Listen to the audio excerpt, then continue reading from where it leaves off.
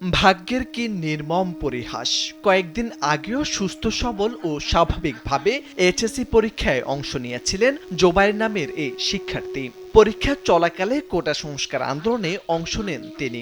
পুলিশের গুলিতে এখন চোখ হারিয়ে যেন পা বাড়িয়েছেন অনিশ্চিত ভবিষ্যতের দিকে। জোবায়ের মনে করেন নিজের এক চোখ বিলিয়ে দিয়েছেন দেশের নতুন স্বাধীনতার জন্য, কিন্তু সেই সফলতার স্বাদ নিতে হচ্ছে অন্ধকারে। এখন চিকিৎসার অভাবে বাড়িতেই দিন কাটছে তার।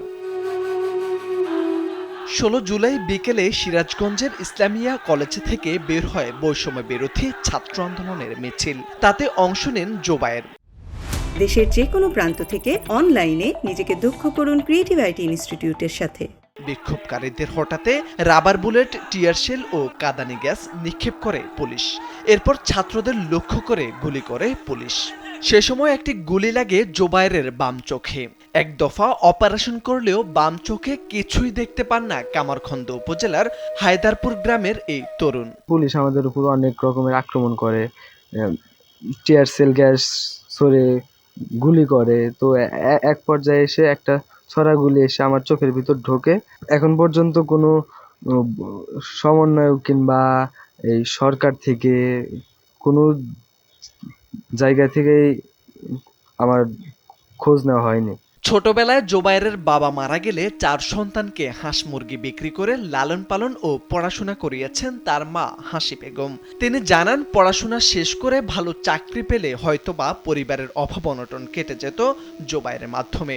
কিন্তু গুলিতে ছেলের চোখ হারিয়ে এখন দিশেহারা পরিবারটি। আর এই সন্তান যদি আল্লাহ সরকার যদি এখন কিছু করে দেয়, তাই আমার ভরসা। তাছাড়া আমার ভরসা কিছু নেই, একমাত্র সন্তান ধরে নিয়ে আমি পড়ে আছি। পুলিশের যত ফোর্স আছে সবাই একসাথে হয়ে আমাদের সবাই মানে গুলি ছোড়ে, গুলি ছোড়ার পরে এবং ঢেল ছোড়ে। ওই গুলি ছোড়াতেই ওই জোবায়েরের চোখে একটা গুলি লেগে যায়। সহযোগী বন্ধুরা আছেন যারা অনেকেই আহত পঙ্গু, তাদেরকে আমরা চাইবো যে তাদের পাশে যেন এই রাষ্ট্র ব্যবস্থা দাঁড়ায়। ঊর্ধ্বতন কর্তৃপক্ষের সাথে কথা বলে জোবায়েরের পরিবারকে সহযোগিতার আশ্বাস দিয়েছেন উপজেলা নির্বাহী কর্মকর্তা শাহিন সুলতানা। বিষয়টা আমরা জেনেছিলাম যে ওকে চোখে আঘাতপ্রাপ্ত হয়েছে, তো এটা আমি ঊর্ধ্বতন কর্তৃপক্ষকে জানিয়েছি। আসলে ওর চোখের ট্রিটমেন্ট দরকার। তারপরে আপনাদের মাধ্যমে যেহেতু অনেকে এগিয়ে আসছে এবং আমরা উপজেলা প্রশাসনও পাশে থাকবো সবসময়। গুলি লাগার পর জোবায়েরের চোখে এক দফা অপারেশন করেছিলেন চিকিৎসকরা।